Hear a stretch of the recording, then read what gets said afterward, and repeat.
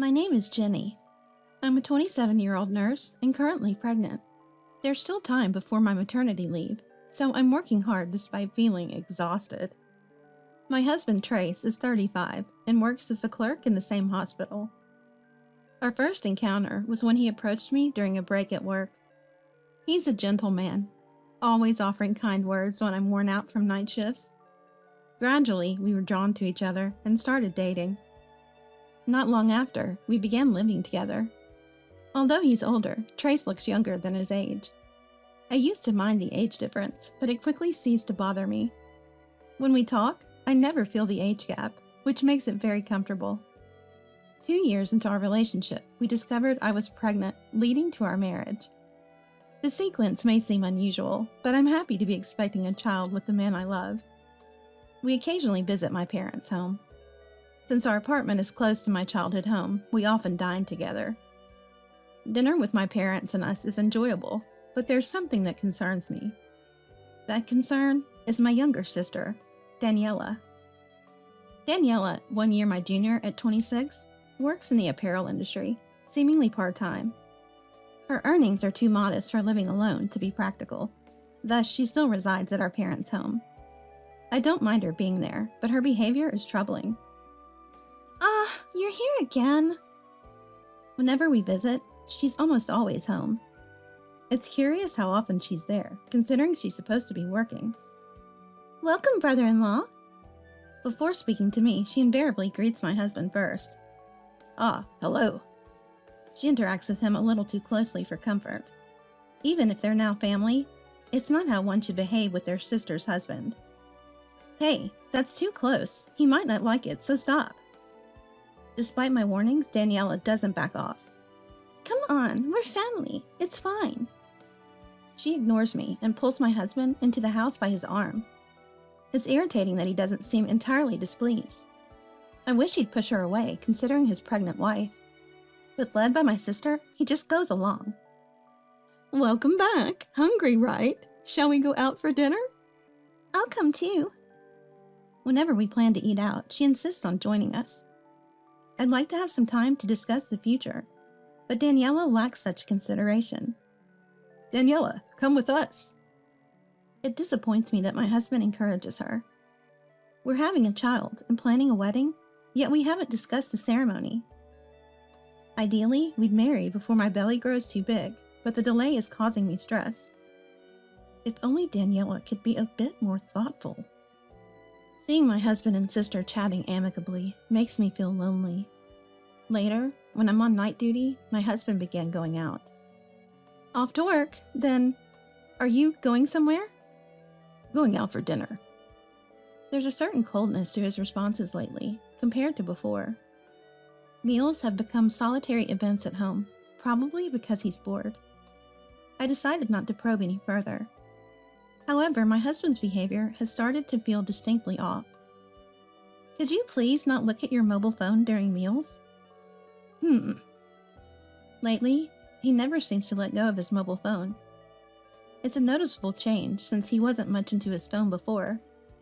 He angles the screen away from me and hides it whenever I walk by. Watching him engrossed in his phone, I've grown suspicious. One day, amidst my growing disgust, I was working while he had the day off. After finishing my shift, I thought of picking up some sweets for us and took a different route home. That's when I spotted a familiar figure. Is that Daniela? It was my sister, on a path she doesn't normally take. Curious why she was there, I was about to call out to her when... Sorry to keep you waiting. She was looking in the direction of a familiar voice, and I instinctively hid. Geez, I've been waiting. It was my husband she was meeting up with. They walked hand in hand like a couple into a nearby restaurant. Shocked, I was frozen in place for a while, sweating profusely and unable to comprehend what was happening. From that day, I was determined to peek inside the mobile phone he was so intently focused on. But he was always carrying it, making it a difficult feat. So I played the part of a devoted wife to the hilt. Welcome home. Back, huh? Dinner's unusually fancy tonight. I laid out a feast I had painstakingly prepared. Once the baby's here, it'll be harder to have these quiet dinners, right? So I thought we should cherish our time together while we can. I arranged his favorite dishes and included wine and whiskey. Right? The food looks really delicious. He was in a good mood, drinking more quickly than usual. Once I confirmed he was fast asleep and snoring, I made my move to check his phone. It was troublesome to prepare various dishes and drinks, but it was a surefire way to look at his phone. There wasn't a password before, but now he had set one. I racked my brain and tried every pen I could think of. Then, my sister's birthday. A 4-digit number came to mind. No way. My hand shaking, I typed it in. And to my dismay, the phone unlocked. Realizing the truth about my husband and sister, I was overwhelmed with anger. I wanted to wake him up and confront him right then and there. But I restrained myself, focusing instead on gathering evidence. There it is. This is it. Reading the text, the conversation between my husband and sister was unbearable.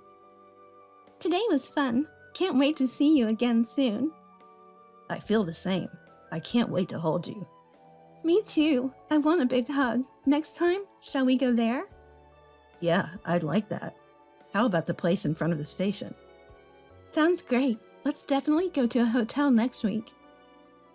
It seems that my husband and sister haven't actually committed adultery yet. A meal might be considered cheating enough, but it could be dismissed too easily. I was set on punishing my husband thoroughly for meeting up with my sister behind his pregnant wife's back. Now that I knew their plans to go to a hotel, I could stop them. But I chose not to.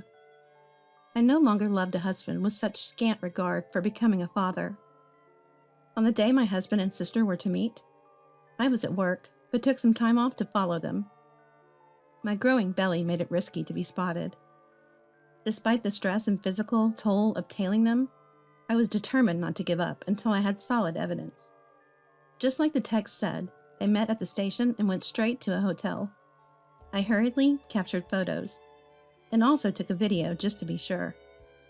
After completing my task, I returned to work and resumed my duties as if nothing had happened. The stress caused contractions, and I had to start taking medication. It felt wrong to put my unborn child through this, but I kept my spirits up. The days of getting my husband drunk to check his phone continued. Their hotel visit seemed to have dissolved any remaining restraint they had. On days I worked and he was off, they made plans to go to a hotel with high frequency. The thought of two adults exchanging embarrassingly intimate texts made me nauseous. Yet I diligently photographed these messages with my phone to keep as evidence. Filled with a sense of futility, I carried on with the task.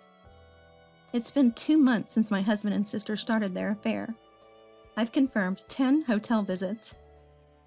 Going out for drinks with friends today. Can't do it once the baby comes, so I want to meet up while I can. Sure, have fun. Lately, he's been using the transparent lie of drinks with friends to meet my sister. Feeling the limits of following them, with my now noticeable pregnancy, it's about time to move to the next phase of my plan. With 6 weeks until my due date, I've started my maternity leave. Now that I have more time at home while my husband is at work, I can move freely. You should rest at home. It's not long until the birth. Thanks, I will. But instead of resting, I've been busy because of my husband. I hid my plans from him as best as I could, filled with irritation. When he left for work, I decided to go to my parents' house to report everything. As usual, my sister was there. Your belly's gotten so big, it must be tough. Just over a month until the birth. It's heavy and a bit difficult.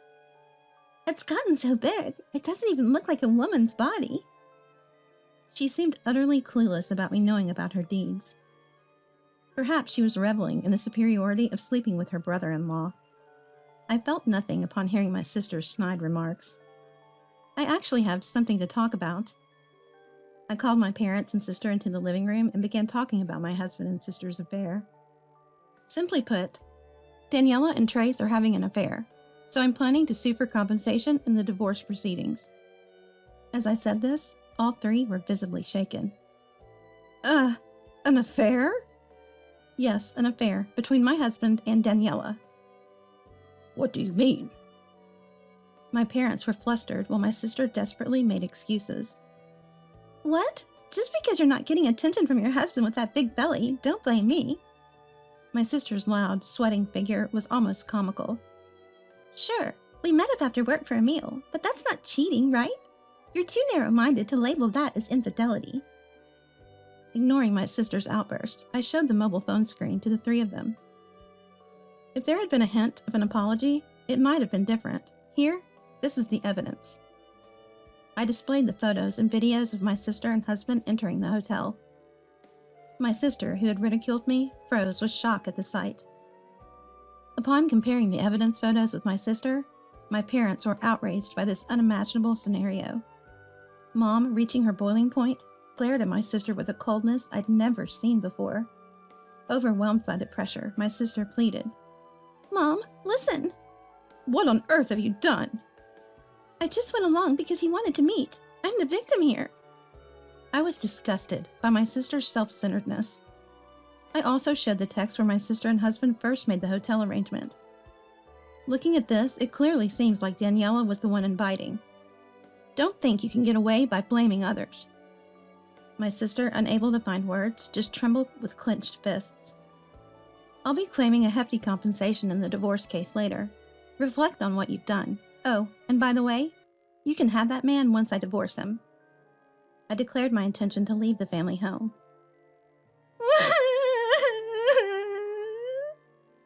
My sister broke down crying. It was pathetic to cry over her own misdeeds. "Hey, Mom, listen." "Jenny, I'll drive you home. Let's forget about that fool." "I'm worried, so I'll go too." Without a second glance at my sobbing sister, I got into Dad's car, but then an idea struck me. "Oh, right. I have somewhere I want to take Daniela." After I explained to my parents, they both nodded. We took my sister and drove off. We were heading straight to my husband's parents' house. Father-in-law and mother-in-law said they wanted to give us an early baby gift. Can you come straight to your in-laws after work? "I can." I had lied to my husband, calling him to his parents' home.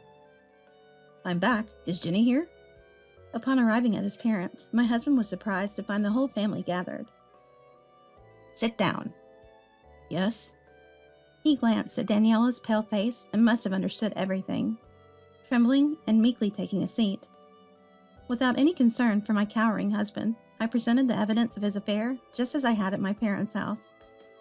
He glanced briefly at the evidence before quickly looking away, seemingly uncomfortable. Then he mumbled a feeble excuse. "We just had tea at the hotel." You disgrace!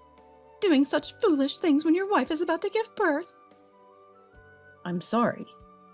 Father-in-law and mother-in-law, who were very decent people, offered a profound apology for my husband's thoughtless actions. Since father-in-law and mother-in-law are not at fault, I have no intention of holding them responsible. I said to my husband and sister with a smile, "It's okay, don't worry about it. Just a little affair. I'll be claiming $200,000 in alimony during the divorce, so it's fine." My husband and sister were stunned by the amount of money. "You don't have to solve this with money, but please feel free to claim as much as you want in the divorce settlement." "I prefer he pays for it, so please don't assist him." "We won't give any assistance. We never want to see him again." Then my parents also said, "We'll make our daughter pay half. Let them take on debt and pay the divorce settlement. Daniela, you won't see us again. We will not support you." So unfair." My sister and husband were quickly disowned by their parents. Seeing their desperate faces, knowing they faced a heavy divorce settlement, gave me a sense of relief. In fact, I had been shouldering my husband's debts. He had accumulated $50,000 in gambling debts, most of which I had repaid. He could erase his debts thanks to me, and I, lovingly, had willingly paid. Looking back, I regret it all. But then, I thought of claiming not only the divorce settlement and child support, but also the money I paid for his debts. That total would come to $200,000. I found the idea of $200,000 far more appealing than a cheating husband. The thought of the money made me excited rather than sad about the divorce.